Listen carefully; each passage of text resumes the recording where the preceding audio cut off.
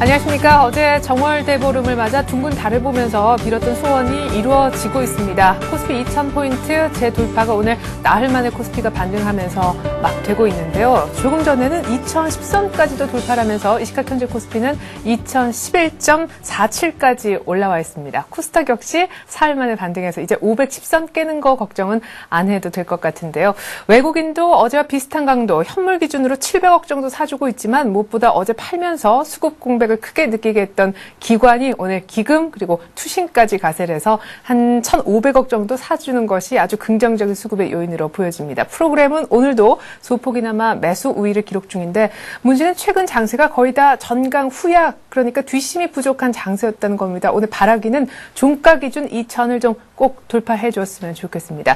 여러분들 종목 괜찮으십니까? 특별히 오늘 조선 건설주들 많이 올라왔는데 말이죠. 013-3366-0110번 이쪽으로 무료 문자 보내주시면 여러분들이 갖고 있는 종목 혹은 사고 싶은 종목에 대한 전문가의 의견 들어보실 수가 있고요. 보다 빠르게 나는 꼭 오늘 상담을 받고 싶다 하시는 분들은 센플러스 홈페이지에 들어오셔서 와글와글 게시판에 글 남겨주시면 이쪽이 더 빠르다는 말씀도 드릴게요. 이제는 시장 얘기 조금 더 자세히 나눠보겠습니다. 대신증권으로 갈까요? 최재식 팀장 연결합니다. 안녕하세요. 안녕하십니까? 네, 코스피 2000 넘어서 2010선까지도 좀 전에 회복을 했는데 단순 기술적 반등인가요? 네, 그동안 지난주 후반부터 급락했다는 부분이 이제 오늘 많이 반영되는 것 같습니다. 최근에 지수가 2000포인트를 초반에 넘다가 오후 들어서 재차 밀리는 양상을 보였는데 오늘은 오후장에도 2000선 이상에서 상승세가 확대가 되고 있는 점이 다른 점이 되겠습니다. 이러한 양상이 추가적으로 계속된다면 다음 주 초반에도 추가 반등 가능성은 더 커지지 않을까 싶습니다. 오늘 개인들은 전반적으로 매도 중에 있고요. 그리고 외국인과 기관은 순매수 중에 있습니다. 어저께 기관이 매도 전환한 거 했지만 오늘은 매수 전환한 점이 좀 차이점이 되겠고요. 업종별로는 증권과 운수장비, 유통기계화 쪽이 상승 중에 있고 제약, 철강, 금속, 음식료 등의 시장 승률보다는 미진한 상승을 보여주고 있습니다. 네. 자, 근데 올해 들어서 인플레이션 우려와 또 외국인들의 매도에도 불구하고 원달러 환율이 하락 압력을 받고 있는데 이 시각 현재는 1111원까지 내려가면서 1110선 굉장히 의미 있는 지수대를 다시금 좀 테스트를 하고 있는 중인 것 같습니다. 시사하는 바는 뭘까요? 네. 일단 기본적으로 원달러 환율이 지난주 중후반에 외국인들의 대규모 매도, 현물 매도와 그리고 중시의 급락으로 인해서 원화 가치가 크게 떨어지는 양상을 보여주었습니다. 근데 하지만 원래 기본의 기조 자체는 원달러 환율은 계속 이제 하락 압력을 받으면서 원화 강세 흐름에 전개가 되고 있는데요. 일단 최근에 인플레이션 우려로 인해서 이제 외국인 매도도 나오고 했는데 일단 따지고 보면은 공급 측면의 물가 상승으로 인한 인플레이션 우려는 환율 상승을 지속하기 어렵다는 관점에서 볼 수 있습니다. 두 번째로는 외국인 매도가 최근에 많이 나왔지만 외국인들은 한국 증시를 아주 떠나는 한 3개월, 6개월 계속 매도가 아니라 일시적인 제한된 기간 동안에 리밸런싱이 되지 않을까 싶습니다. 왜냐하면 1월달에 전격적인 금리 인상 이후에 현재 코스피에서는 한 3주 한 5천억 가량을 이제 순매도 중인 반면에 코스닥은 동기간에 한 2,300억 원 이상 순매수를 했습니다. 이러한 코스닥 시장까지 팔지 않는 이런 코스피의 리밸런싱 가능성은 좀 있지 않을까 싶고요. 최근에 또 외국인들 많은 매도도 불구하고 원화 대비 상대적 강세 흐름이 전개되고 있는 점도 마찬가지입니다. 그리고 중국의 물가 상승 압력이든 국제사회의 유연화 절상 압박 이런 부분들은 환율의 상승을 계속 제한할 것이며 오히려 환율의 안만한 하락을 지지해서 원달러 환율이 1,100원 선을 재차 테스트하는 과정이 중기적으로 계속 가능하다 이렇게 볼 수 있습니다. 그래서 환율 상승을 투자 대상의 선정 기준으로 삼는 거는 한계가 있다 생각이 들고요. 오히려 경기민과 환율 하락 수혜 업종이 되는 은행, 정유 그런 업종은 여전히 매력적이다 이렇게 볼 수 있겠습니다. 네. 자, 그럼 경기 회복 수혜주이면서 동시에 원화 강세 수혜주라고 얘기할 수 있는 은행이라든가 또 정유 이쪽을 얘기를 하셨는데 그러면 앞으로 수출주는 좀 어렵다는 얘기를 하시는 겁니까? IT라든가 자동차의 경우에요. 네. 근데 지금 환율이 하락하더라도 점진적인 하락이 되겠고요. 그리고 네. 계속 주변의 불확실성, 남유럽이든 튀니지, 이집트, 위에 전개되고 있는 중동의 지정학적 불안감, 뭐 이런 부분도 물가 압력 이런 부분이 있기 때문에 뭐 환율이 빠른 하락 전개가 아니라 제한된 그 상승도 제한되고 하락도 제한되는 범위지만 원달러 자체는 계속적으로 하락 압력을 점차 받아갈 것이다. 그러니까 맞는 하락 부분이 많이 빠르게 진행될 가능성이 상당히 낮기 때문에 아직까지는 수출주 측면에서는 부정적이지 않다는 생각이 들고요. 그리고 원엔 환율 자체도 작년 상반기보다는 훨씬 현재 높은 수준이기 때문에 일본과 경쟁하는 수출주 부분에서도 아직까지는 이렇게 부정적인 부분은 아직 없다고 생각을 하고 있습니다. 예, 그렇군요. 자, 앞서서 말이죠. 오늘 만약에 전강후역 패턴이 아니라 그럭저럭 지금의 상승세가 끝까지 지켜진다고 하면은 다음 주 들어가서도 추가적으로 반등 나올 가능성이 크다 얘기를 하셨는데 오늘 종가상 만약에 2010선까지 욕심은 안 부리더라도 2000선 지키면서 끝나면 당장 낙폭과대주에 조금 분할해서 들어가면 수익 볼 수 있는 겁니까? 예, 일단 그런 가능성은 약간 있어 보입니다. 근데 아직까지는 불안한 수급으로 인해서 그 시장 자체가 본격적인 상승 궤도에 들어가기까지는 시간이 필요하다는 점을 감안해서 대응할 필요가 있을 것 같고요. 일단 최근에 그 1, 2월 달에 금리를 인상했던 브라질이라든지 인도, 태국, 인도네시아 이들 국가들 증시가 먼저 조정을 많이 받았었는데 최근에 이제 반등을 보여주고 있습니다. 이런 부분도 반등에 좀 추가적인 가능성을 높이는 것 같고요. 그리고 기술적으로도 툼의 발생으로 인해서 ADR 값이 70% 이하에 진입한 점, 그리고 일부 기술적 지표의 상승 역배열 이런 부분도 단기적인 추가 반등 정도로 예상할 수 있겠습니다. 외국인들 같은 경우는 현선물 공격적인 매도에서 현물은 강하게 매수는 하지 않지만 그래도 매도에서는 많이 약화된 부분이 있고 선물 같은 경우는 매수로 전환된 점 이런 부분도 단기적으로 낙폭과대주 단기 트레이드 정도는 좀 가능하지 않을까 싶습니다. 다만 이제 그 본격적인 상승 궤도에 들어가기까지 시간이 필요하다는 점을 감안해서 좀 대응이 필요하지 않나 생각하고 있습니다. 예. 자, 이렇게 해서 오늘 다음 주 마감 전략까지 한번 세워보았네요. 대신증권 투자전략부에 있는 최재식 팀장의 의견이었습니다. 고맙습니다. 예, 감사합니다.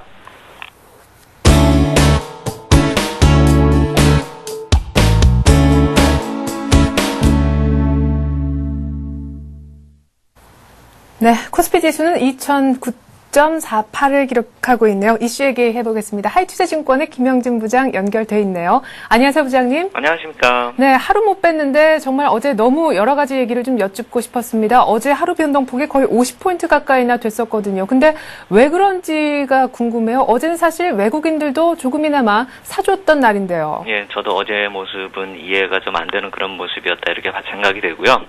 이 수급 논리로는 지금 현재 상황이 완전히 해석이 불가능하겠다 이렇게 생각이 됩니다.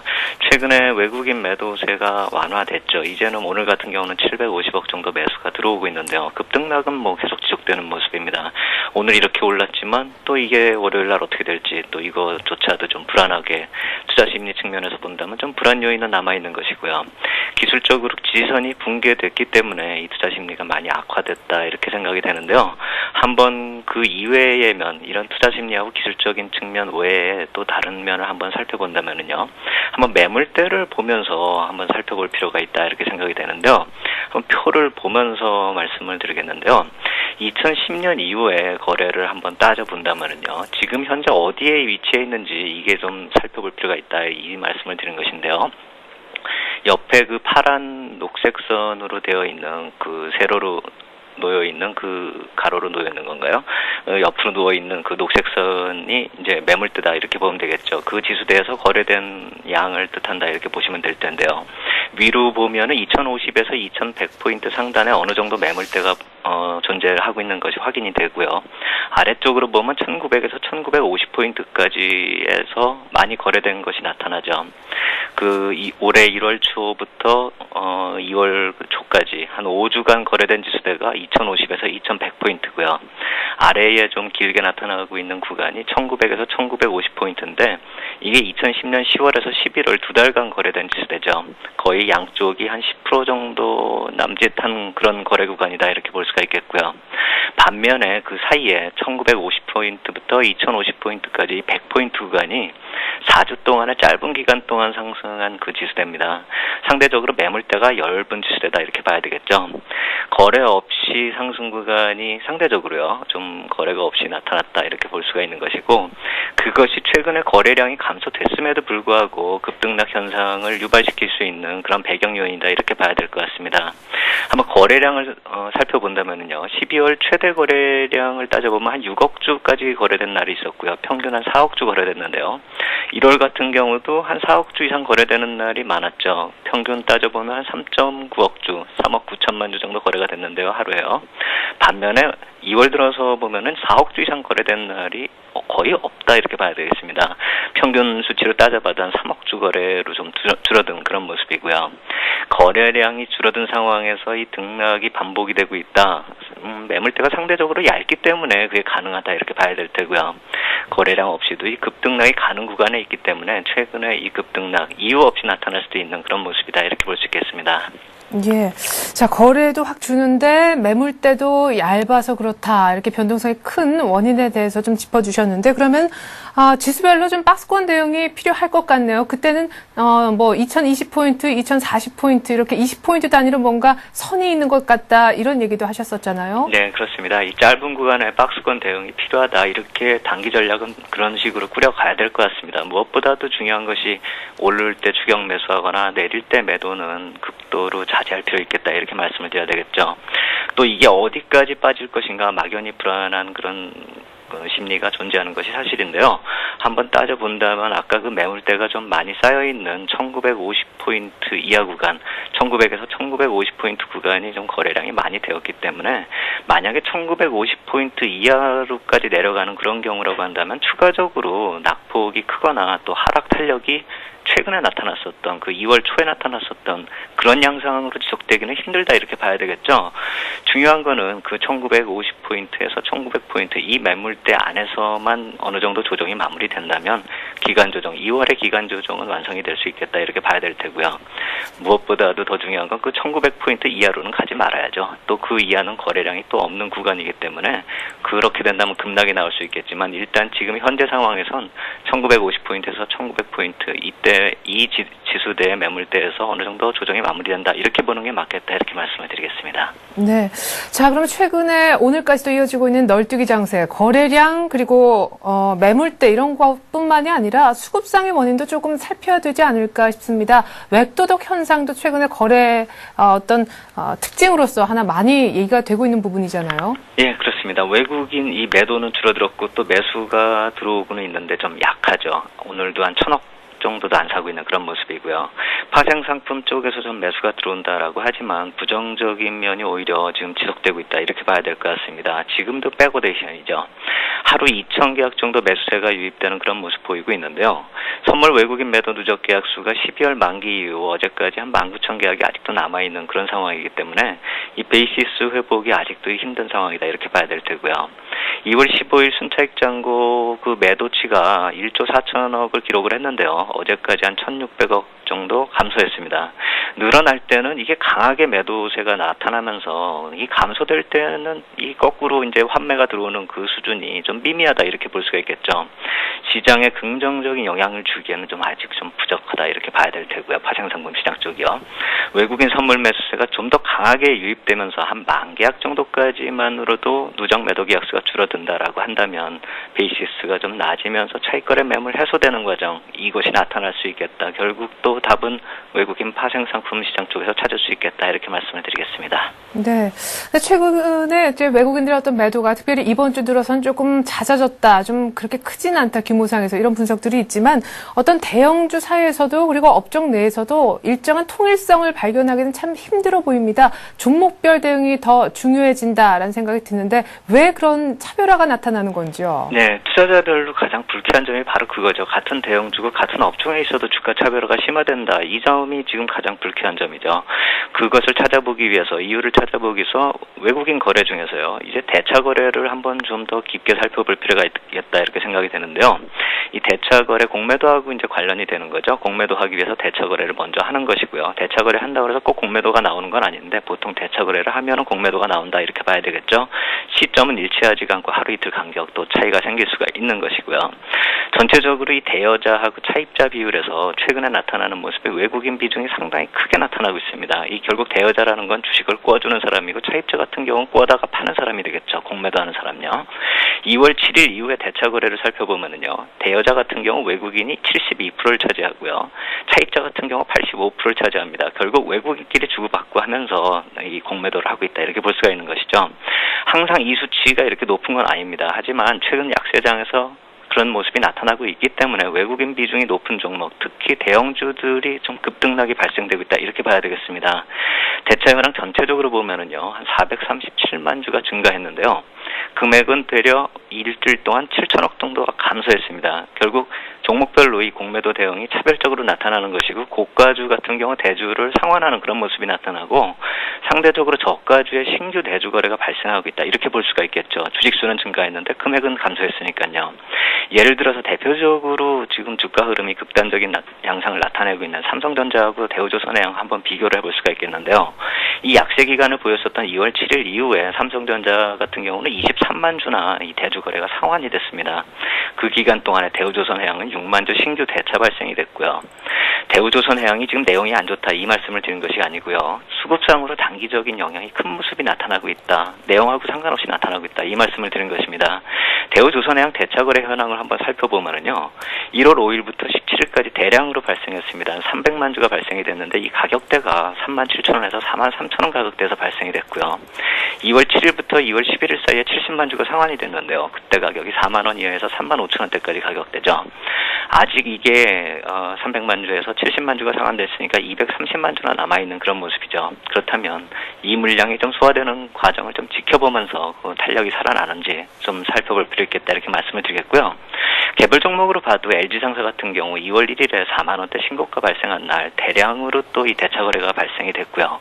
15일까지 23만 주 증가하는 그런 모습, 아주 급증한 모습이었죠. 그 이후에 가격은 지속적으로 하락을 하고 있는 그런 모습이고요. 비슷한 그 종합상사 주식으로 대우인터내셔널이나 현대상사도 마찬가지 흐름이 나타나고 있는 것이고요. 최근에 또 살펴보면 코스닥 중에서 신고가 내는 종목들에 대해서 조금씩 신규 대차가 늘어나는 양상이기 때문에 이 역시 마찬가지로 좀 조심할 필요 있겠다 이렇게 말씀을 드리겠고요. 전체적으로 외국인 매도 금액은 줄어들고 오늘 매수 반전하는 그런 모습이 나타나고 있는데, 이 종목별로 대차 거래로 인한 그 수급에 미치는 영향 좀 더 커지는 양상이기 때문에 우리가 이 점은 한 번씩 가진 종목이나 관심 있는 종목에 대해서는 이 대주 거래 한번 꼭 체크할 필요 있겠다 이렇게 말씀을 드리겠습니다. 네, 그러면 외국인들의 어떤 공매도가 집중되어 있는 특별히 대형주나 중형주 좀 조심해야 되겠다라는 얘기로 들리는데, 그러면 그 개인분들이 어떻게 확인할 수 있는지 그것도 궁금하고요. 아예 마음 편하게 기관을 따라하는 건 어떨까 싶어요. 기관 따라 하는 것도 중요하겠지만 이 대주 거래가 나와버리면 항상 밀릴 수밖에 없는 그런 모습이 나타나고 있고요. 이익 실현하고 이제 주가를 이익 실현하면서 매도하는 그 경우하고요. 주가가 그냥 하락을 할 것이다 해서 공매도하는 경우는 투자 심리에 미치는 영향이 좀 틀리죠. 단순히 매도한 경우보다 대차 거래가 발생한 경우 같은 경우는 외국인 투자자 영향력을 생각해 본다면 투자 심리에 더 부담이 되는 것이 사실입니다. 단순히 외국인 매도나 매수가 이렇게 유입될 때 대차 거래 신규로 나와서 공매도가 나오는 건지 아니면은 다시 상환을 하는 그런 매수세인지 이 점을 좀 확인할 필요가 있겠다 이렇게 말씀을 드리겠고요. 어디서 확인을 하냐라고 보면은 이 한국증권업협회, 옛날 한국증권업협회에서 공시 자료로 나오기 때문에 이 대차 거래 통계는 한 번 정도는 좀 살펴볼 필요 있겠다. 하루에 한 번 정도씩은 꼭 살펴볼 필요 있겠다 이렇게 말씀을 드리겠고요. 지수대별 대응 아까도 말씀드렸지만 이런 종목별 흐름에 있어서 이 내부 세부적인 내용도 지금 관찰이 필요한 그런 좀 크리티컬한 시기이기 때문에 이 점은 꼭 한번 생각해 보고 시장 접근할 필요 있겠다 이렇게 말씀을 드리겠습니다. 네, 그래요. 저도 이제 오늘부터는 한국증권업협회 꼭 들어가 봐야겠네요. kofia.or.kr입니다. 하이투자증권 김영진 부장과 더불어 이슈 얘기 나눠봤습니다. 고맙습니다. 감사합니다.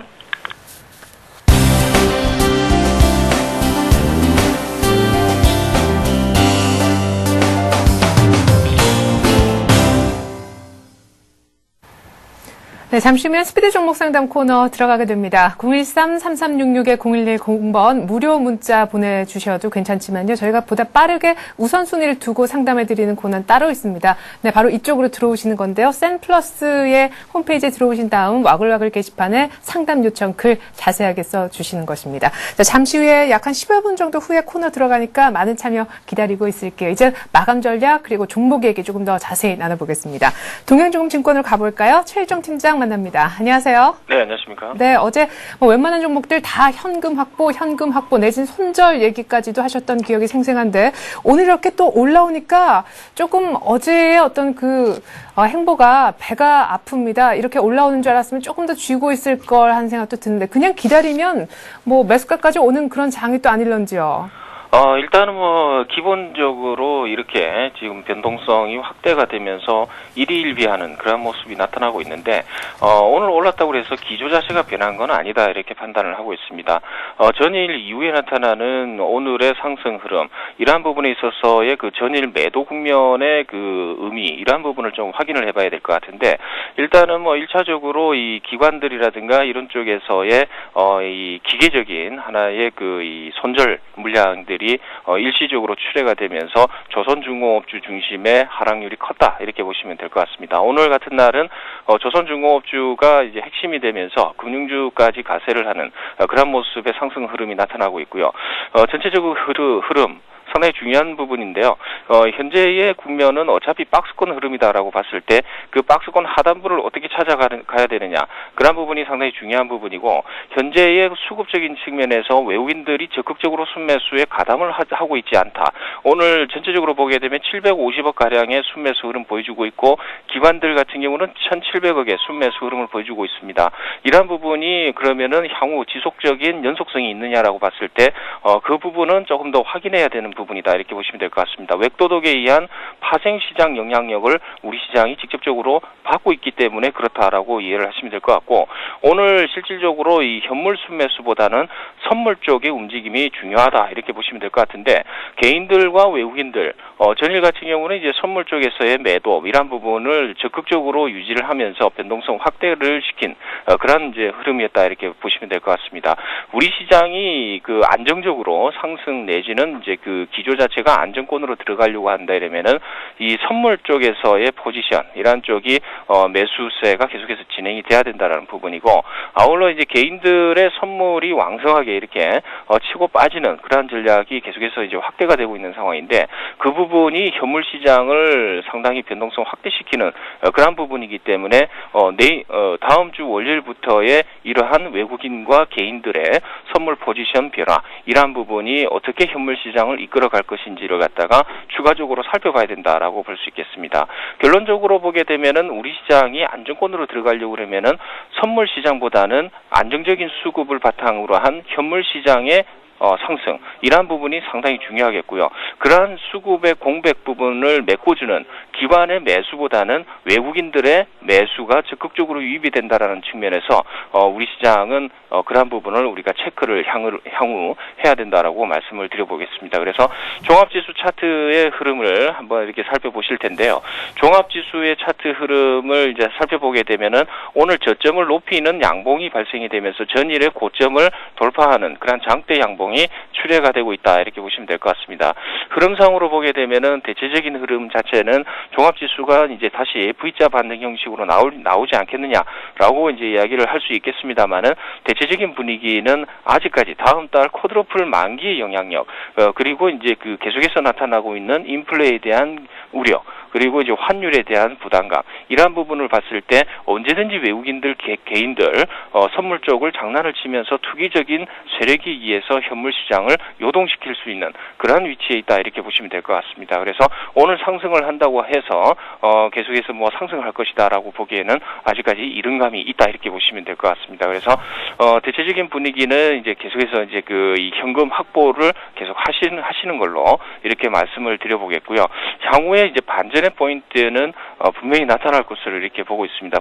분명히 나타날 것으로 이렇게 보고 있는데, 그 반전의 포인트는 외국인들의 수급에 바탕을 둔다, 이렇게 보시면 될 것 같습니다. 아울러 오늘 종합지수가 상승을 강하게 했기 때문에 펀드 환매가 적극적으로 일어날 수 있다 이렇게 보시면 될 것 같습니다. 보통 주식형 펀드 같은 경우는 3시 이전에 매도 환매 신청을 하게 되면은 그 다음 날 영업일수록 그 다음 날이니까 월요일 매도가 집중적으로 유출이 된다라는 측면을 갖다 우리가 살펴봤을 때는 오늘 투신에서 순매수 기조가 나오고 있습니다만은 대체적인 분위기 월요일은 투신이 매도를 압박할 것이다 이렇게 보시면 될 것 같습니다. 그래서 오늘은 어느 정도 기술적 반등에 성공하는 모습이기 때문에 이러한 국면을 통해서 어느 정도 현금 확보를 할 수 있는 부분은 계속해서 현금 확보하시는 쪽으로 이렇게 정리를 해보도록 하겠습니다. 네, 뭐 개인들은 뭐 오늘 어떤 이유에서건 그렇게 순 매도하면서 일단은 그렇게 막 저가에 사는 모습까지는 안 나오는 것 같습니다. 이제는 자세한 종목 얘기 들어보도록 하죠. 최일종 팀장님 먼저 포트폴리오 종목부터 확인하겠습니다. 오늘 그 어느 때보다 복잡하게 의견이 나와 있는데요.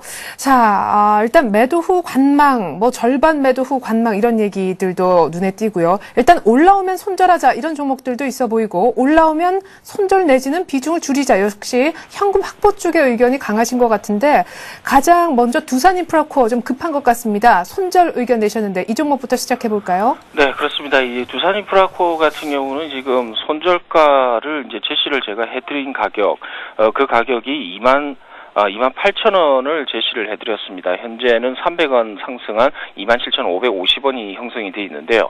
다른 이제 종합지수 대비 그리고 다른 이제 상승하는 그 종목 대비로 해서는 상승 탄력이 상당히 좀 둔한 뭐 그러한 상황이다 이렇게 보시면 될 것 같습니다. 일단은 손절가가 28,000원이기 때문에 일시적으로 종합지수의 어느 정도 안정권 그러니까 기술적 반등 성격의 정체된 그 이 불안한 상승이 나타날 가능성이 있습니다. 그래서 일시적으로 28,000원 이상의 그 이 상승 이러한 부분이 나타날 것으로 이렇게 판단을 해보겠습니다. 그래서 이 두산인프라코어는 이제 손절가까지 28,000원 이상까지 어느 정도 대기를 하셨다가 일단은 현금 확보하시는 걸로 이렇게 말씀을 드려보겠고요.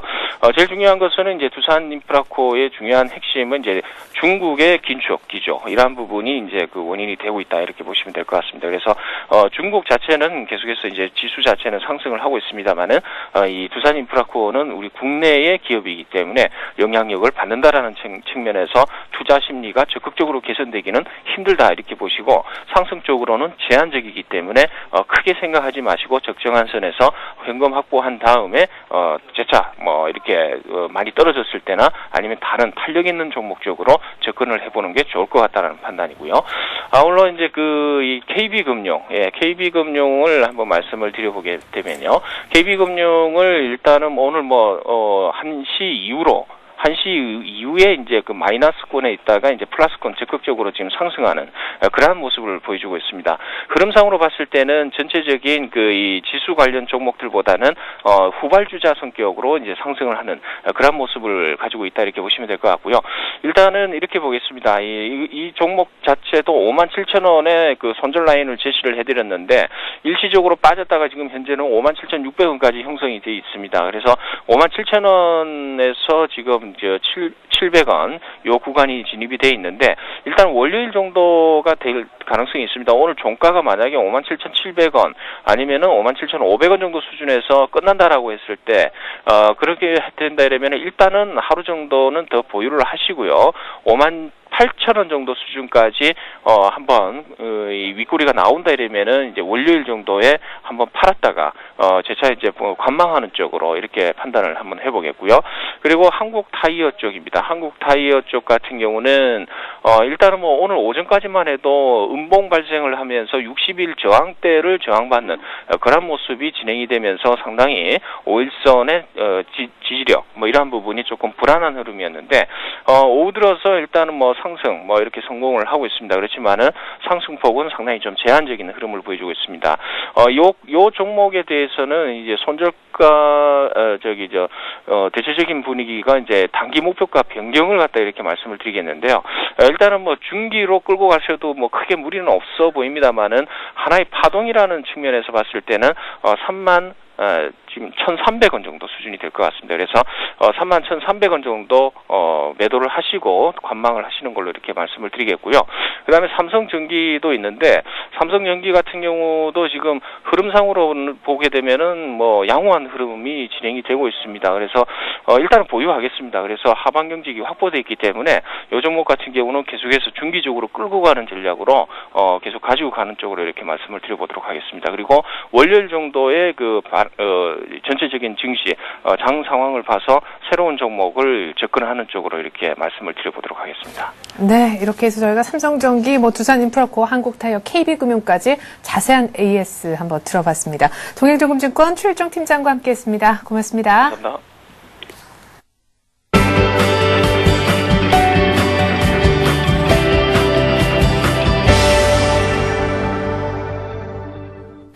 네. 자, 기관이 옷장 들어서 많이 사네요. 2013포인트까지 일단 올라왔습니다. 자, 그리고 이번 주부터 시작한 마켓앤 샘 증시 아침 방송에서 제시했던 종목들 AS 이어가겠습니다. 오늘도 변함없이 전투개미 남상덕 전문가 연결돼 있네요. 안녕하세요. 네, 안녕하십니까. 네. 오늘은 오히려 전약 후강으로 끝날 수도 있겠다. 기대를 지금 걸어볼 수 있을 것 같은데요. 오늘 만약에 후장에서 2010선 정도 계속해서 지켜준다면 마감 전략 어떻게 세워야 좋을런지요? 네, 외국인들의 매도 피크는 지난주에 이미 지나간 상태고요. 연이틀 지금 외국인은 매수로 전환된 상태죠. 어저께 과매도에 따른 좀 급반등이 나오고 있는 상태거든요. 이 부분은 조선주들도 오늘 가장 많이 상승해주고 있는데 투양 투자가들은 많이 떨어진 가격 메리트가 있는 곳으로 돈이 쏠리고 있다 이렇게 보시면 되겠는데 이 부분은 결국에는 증시시장의 바닥이 어느 정도는 확인됐다라고 보기 때문에요.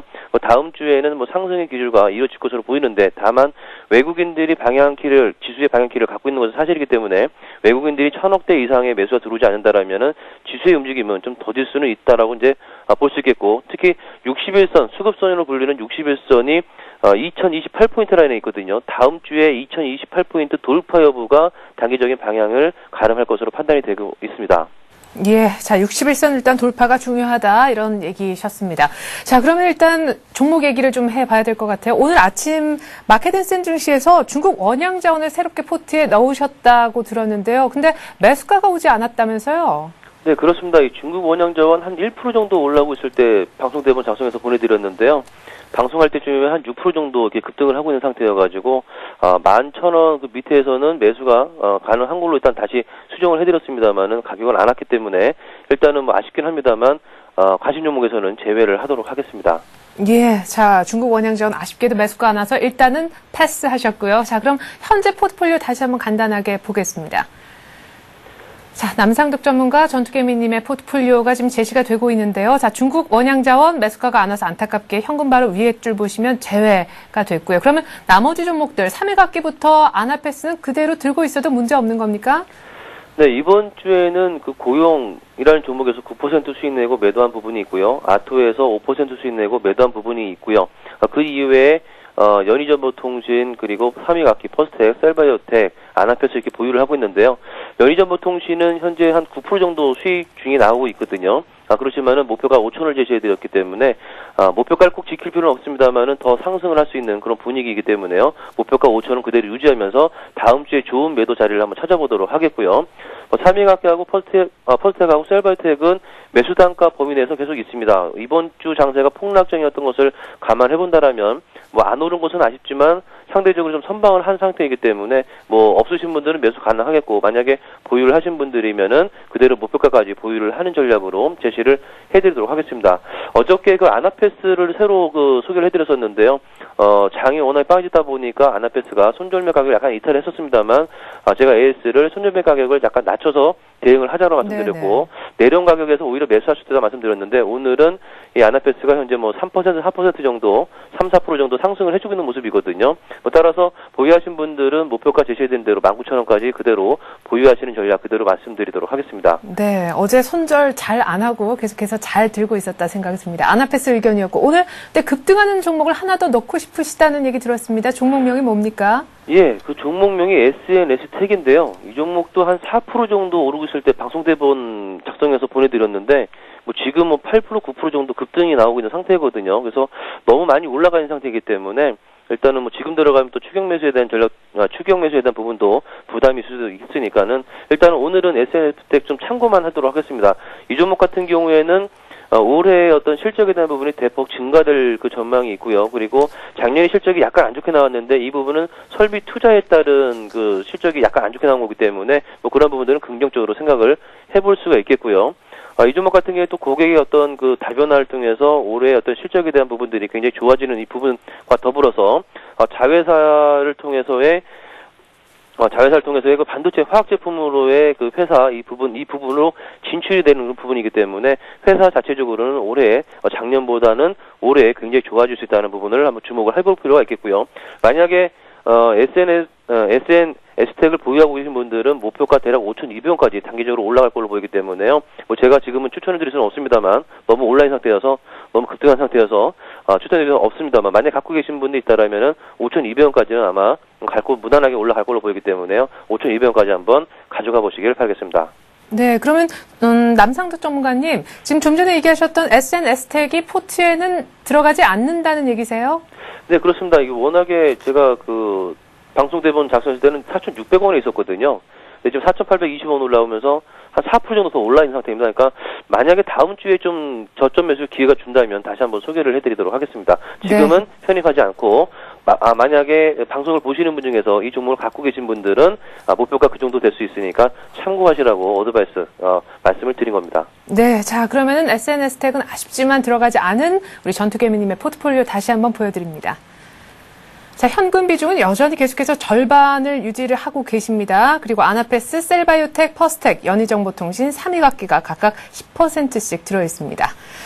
자, 오늘 이렇게 말씀드렸던 종목들, 얘기 나눴던 종목들, 다음 주 월요일 마켓앤 센징시에도 계속해서 대응 전략 짜드릴 거고요. 저희 또 장 마감 전에 라스트 성공 전략에서도 AS 이어갈 것을 약속드리겠습니다. 전투개미님 고맙습니다.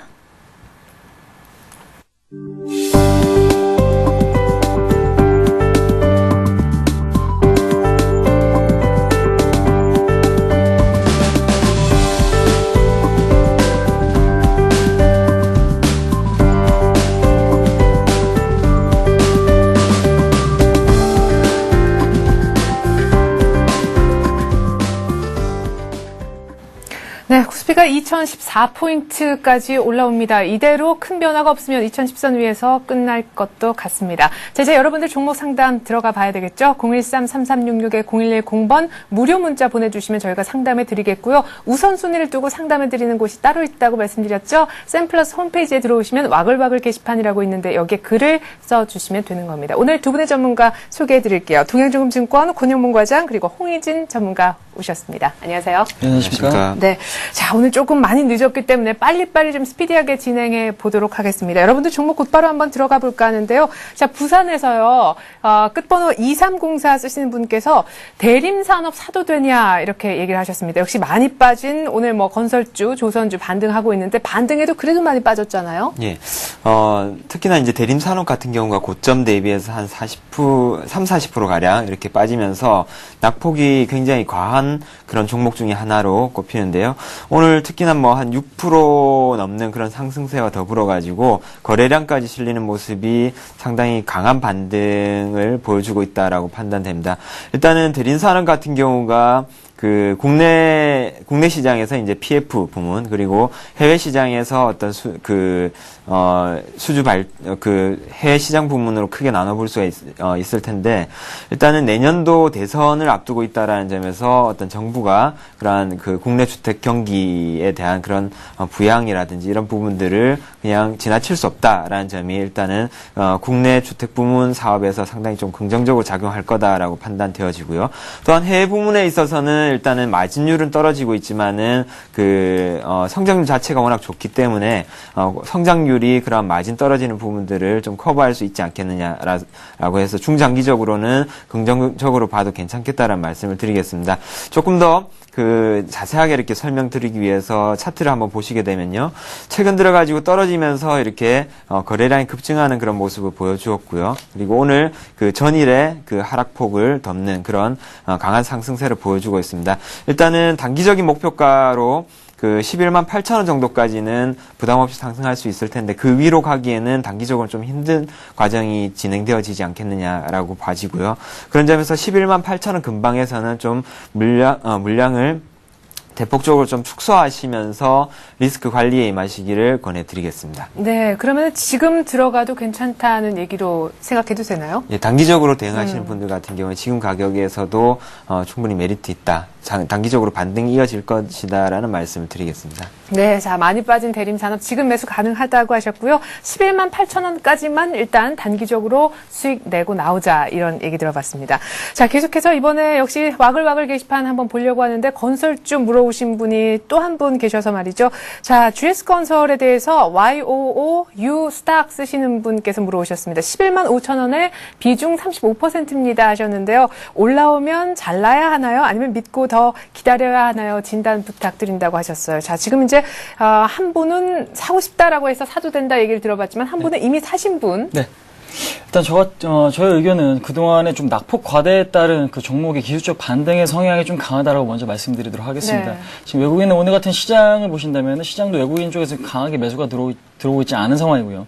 기관 쪽에서도 지금 매수에 좀 가담을 하고 있지만은 주가가 지수적으로 아직 봤을 때 바닥을 확실히 다졌다라고 보기는 어렵습니다. 앞으로 좀 조정을 보일 수 있는 이벤트들도 상당히 많이 나와 있기 때문에 일단 현재 시점에서 오늘 정리하실 필요는 굳이 없습니다. 하지만 이제 다음 주 월요일 이제 갭 상승이 일어난다면은 그때 이제 비중을 조금 정리하시는 쪽이 좋을 것 같습니다. 지금 차트 흐름 보시면서 지금 설명을 해드리도록 할 텐데요. 차트 흐름 보신다면은 중장기적으로 보셨을 때 11만 원의 가격 지지를 하시는 거 지금 확인하실 수가 있고 오늘 같은 경우도 지금 11만 원대 지금 주가가 지금 주가를 보여주고 있는데 일단은 단기적으로 저점을 확인을 했으니까 저점을 확인했다면 그 다음에 이제 저항선까지의 주가 반등이 일어날 수가 있습니다. 11만 4천 원 부근인데요. 오늘 만약 종가가 지금 크게 밀리지 않고 윗꼬리가 달리지 않은 상태라면은 저는 그 다음 주 월요일이나 화요일 정도에 한 11만 4천 원까지 반등 시 일단 비중을 절반 정도 줄이시는 전략이 좋을 것 같다는 말씀을 드리도록 하겠고요. 오늘은 굳이 정리하실 필요는 없고 일단 다음 주까지 좀 기다려보자는 의견 드리도록 하겠습니다. 네, 자, 지금 GS건설 굳이 정리할 필요 없다라고 얘기를 하십니다. 다음 주까지 좀 지켜볼 텐데 11만 4천 원 정도에서 비중 한번 줄이는 거 생각해보자. 그러니까 11만 원 미친 지금은 비중 줄이는 생각은 조금 아니시다는 의견이신 것 같습니다. 자, 계속해서 이번에는 두산 엔진으로 넘어가 볼까요? 예, 제가 언제나 이제 대하고 있는 이 닉네임, 좀 어려운 R로 시작하는 닉네임 분이 보내주셨는데, 자, 두산 엔진 이미 사셨고 2만 1천 원 정도의 매수가를 형성하고 계세요. 20% 정도 비중인데 소위 말해서 샀는데 수익 보지 못하는, 그렇다고 빼지도 못하는 물려있는 상태라고 하셨습니다. 오늘 근데 상한가를 갔어요. 예, 이 종목도 마찬가지로 일단은 상장 시초가를 깨고 난 다음에 상당히 급락하는 그런 형태를 보여주었습니다. 상장한 지 아직까지 뭐 한 2달 내외 정도로 이렇게 되는 그런 신규 상장 종목인데요. 일단은 신규 상장 종목들 같은 경우에는 상장 시의 공모가와 그 다음에 상장 시초가가 상당히 중요한 그런 가격대로 작용을 하는데 그 2월 초에 들면서 상장 시초가였던 22,350원이 깨지면서 상당히 급하게 하락하는 모습 보여주었고 이격 과다로 인한 그런 자연적인 반등이 지금 나와서 오늘 상한가에 마감하는 그런 모습을 보여주고 있는데요. 일단은 21,000원 정도에 물려 계시다고 하셨는데 일단은 낙폭 과대에 따른 반등이 한 22,000원 정도 상장 시초가 부근까지는 어느 정도 유효하다라는 점에서 지속적으로 좀 보유하시면서 한 22,000원대까지 좀 수익으로 빠져나올 가능성이 좀 있지 않겠느냐 그런 말씀을 드리겠습니다. 네, 근데 22,000원까지 시간이 얼마나 걸릴까? 오늘은 그래도 상한가 갔으니까 이 가격 보는 거죠. 예, 일단은 시장 반등과 함께 그런 시장의 반등 분위기와 함께 반등이 나오는 거라 가지고 그 시장의 어떤 반등의 세기와 그다음에 향후에 이어질 그런 지수 상승 흐름도 같이 보셔야 될 텐데 당분간은 단기적으로는 좀 반등의 흐름이 이어질 수 있다라는 점에서 굳이 손절을 하고 파시는 경우보다는 예. 그 이익으로 빠져나오시는 그런 확률이 높지 않을까 그렇게 말씀드리겠습니다. 네, 자, 두산 엔진 들고 계신 분 좀 이제 마음이 놓이세요? 예, 수익까지 보고 나올 수 있다고 해요. 그러니까 조금만 더 기다리시고 인내하시면 좋을 듯 합니다.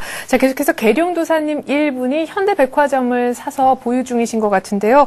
매수가는 13만 원, 비중은 25% 정도이신 것 같습니다. 현재가는 12만 6,500원인데 13만 원에 사셨으니까요. 오늘 2% 오른다 할지라도 수익권은 아니신 듯합니다. 근데 반등을 기다려도 될까요? 그러니까 기다리면 매수가 옵니까? 네. 이런 질문인 것 같은데 요즘에 유통주들이 그렇게 좋은 얘기는 못 듣고 있잖아요. 네, 그렇습니다. 시장에서 그렇게 많이 빠지지도 않지만 시장이 갈 때 이제 반등을 많이 줬던 업종도 아닙니다. 그렇기 예. 때문에 현재 시장 오늘 같은 경우도 현대백화점 같은 경우 시장에 좀 강력한 반등을 주고 있긴 하지만 상대적으로 좀 덜 오르는 이런 현상을 보여주고 있는데 일단 앞으로의 업황은 굉장히 좀 기대가 되는 시점입니다. 왜냐면은 그 소비 증가에 소득 증가에 따른 소비가 그 증가될 수가 있는 부분이고 또한 지금 백화점주 같은 경우는 최근에 해외 여행객이 증가가 되면서 그런 부분 상당히 매출액에 많이 기여를 할 수 있는 부분이긴 한데요. 근데 수급적으로 봤을 때는 상당히 좋지는 않습니다. 그렇기 때문에 일단은 지금 손실을 보고 계시지만은 일단은 좀 시장의 안정이 우선시 돼야 될 종목인 것 같습니다. 그래서 지금 현재로서는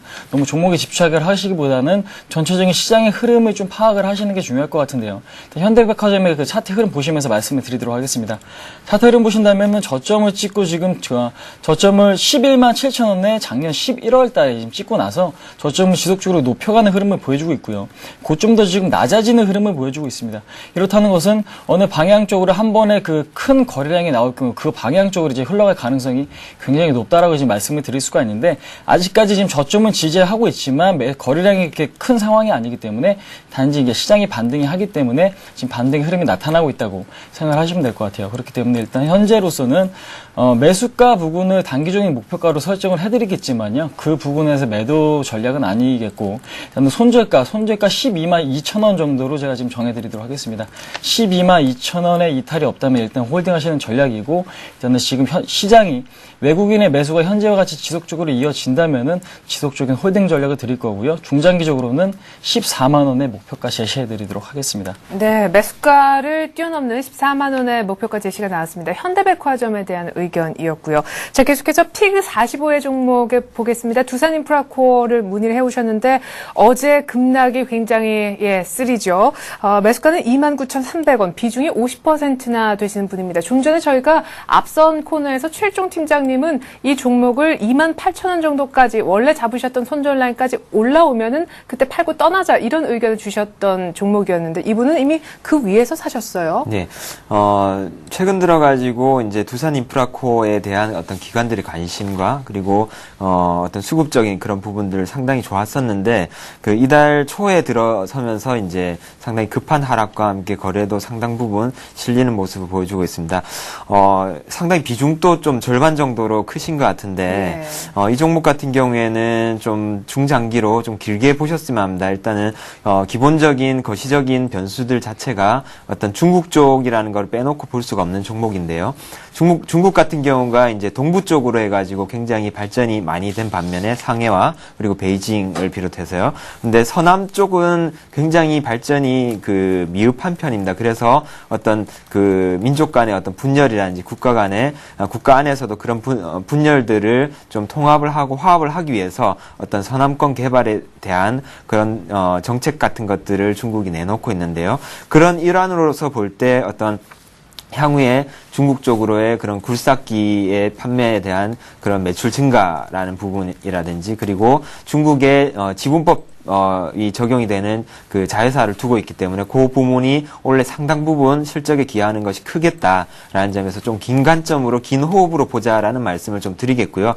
일단은 이번 달 들어서 단기적으로 좀 급락해서 상당히 좀 마음고생이 심하실 텐데 일단은 요런 단기적인 호흡은 좀 버티면서 가져가자 그런 말씀을 좀 드리겠습니다. 단기적으로 일단 두 번의 고점 이후에 31,000원대 고점 이후에 거래를 실으면서 빠졌기 때문에 당분간 31,000원을 뭐 강하게 이렇게 빨리 가는 흐름은 좀 기대하기 어렵지만요. 반등이 나오더라도 일단은 중장기적으로 본다라면은 일단은 31,000원대가 넘어갈 때 굉장히 탄력이 붙을 수 있다라는 점에서 일단은 좀 긴 호흡으로 한번 끌고 가보자라는 말씀을 드리겠습니다. 예, 그래요. 자, 긴 호흡으로 좀 끌고 가자 두산 인프라코어에 대한 의견이었습니다. 일단 전고점 31,000원대부터 좀 시원하게 뚫어줬으면 좋겠네요. 자, 플로라미 76 쓰시는 분이요. 오늘의 추천 종목 있을까요? 하셨는데, 자, 오늘의 추천 종목 지금부터 얘기를 한번 들어보려고 합니다. 그렇지 않아도요. 우리 권윤문 과장님께서 먼저 시작해 주실까요? 예. 저는 오늘 와이솔이라는 종목을 가지고 왔습니다. 최근 들어가지고 이제 시장의 급락에도 상당히 꿋꿋하게 잘 견디는 그런 종목인데요. 뭐 스마트폰이라든지 그다음에 그 4세대 이동통신과 관련해가지고 상당히 수혜를 볼 수 있다라는 점에서 이 종목을 가지고 나왔습니다. 매력 포인트를 크게 세 가지 정도로 정리를 해봤습니다. 첫 번째로는 앞서 말씀드린 4세대 이동통신 4G 도입에 따른 수혜가 기대된다라는 것입니다. 지금 많이들 가지고 계시죠. 아이폰 4라든지 이런 거 같은 경우에도 지금 이름이 4지만은 실질적으로는 3G에 기반하고 있는 스마트폰이다라는 거고, 향후에 이제 4세대 이동통신 4G로 단말기들이 도입이 될 텐데, 그렇게 된다라면은 지금 이 회사의 매출의 대부분을 차지하고 있는 소필터 매출이 급증할 수 있다라는 점입니다. 소필터에 대해서 간단하게 한번 좀 설명을 드려야 될 것 같은데요. 네, 뭐예요? 예, 통신에 필요한 그런 특정 주파수만을 선택적으로 통과시키도록 하는 휴대폰의 핵심 부품입니다. 그래서 이 소필터가 와이솔의 전체 매출 중에 한 70% 정도를 차지를 하고 있고요. 그리고 듀플렉서라는 그런 부품이 또 한 15% 정도 차지를 하고 있습니다. 그래서 4G 도입에 따른 수혜가 기대가 된다라는 점이고요. 두 번째로는 해외 쪽으로 매출처가 다변화될 수 있다라는 점입니다. 중국의 스마트폰 브랜드죠.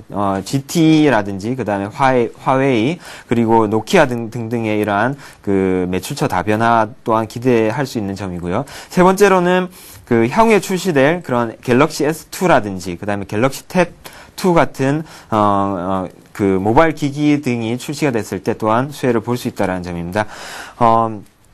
그렇다면 과연 이런 소필터가 얼마나 많이 들어가는지 제가 표로 한번 정리를 해봤습니다. 네. 표로 한번 보시게 되면은 지금 2G에 기반하고 있을 때 소필터 수가 4개에서 한 5개 정도로 들어간다라면은 지금 이제 우리가 흔히 쓰고 있는 스마트폰 아이폰 4라든지 그다음에 아이폰 3G 그리고 갤럭시 S 같은 그런 모바일 단말기들이 지금 3G를 기반하고 있는 건데요. 이러한 단말기들이 소필터 수가 한 9개 정도가 들어간다라면은 향후에 출시될 4G를 기반하고 있는 그런 단말기에서는 대폭적으로 증가한 15개가 들어간다라는 거죠. 예. 결국에는 이렇게 단말기당 소필터 개수가 늘어나는 것은 와이솔의 매출액 증대하고 직결이 되는 사항입니다. 그래서 향후의 성장이 불을 보듯 뻔하다라고 그렇게 볼 수가. 탑재되는 모듈 수가 늘어날수록 더 좋다. 예, 매출이 급증할 수 있는 그런 구조가 되는 거죠.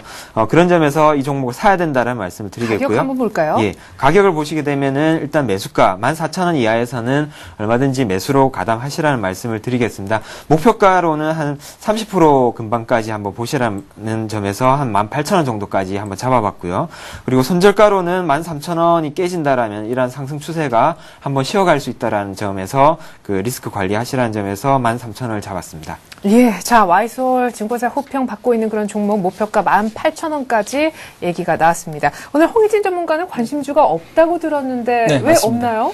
예, 일단은 제가 방송할 때쯤이면 이제 주가가 많이 오른 상태이기 때문에요. 일단은 저는 추격 매수는 좀 자제할 시장이다. 아직까지 주가의 바닥이 확인되지 않았다. 그렇기 때문에 일단 지금 현재 조정을 보일 만한 리스크가 상당히 많습니다. 그러니까 중국의 추가 긴축이라든지요.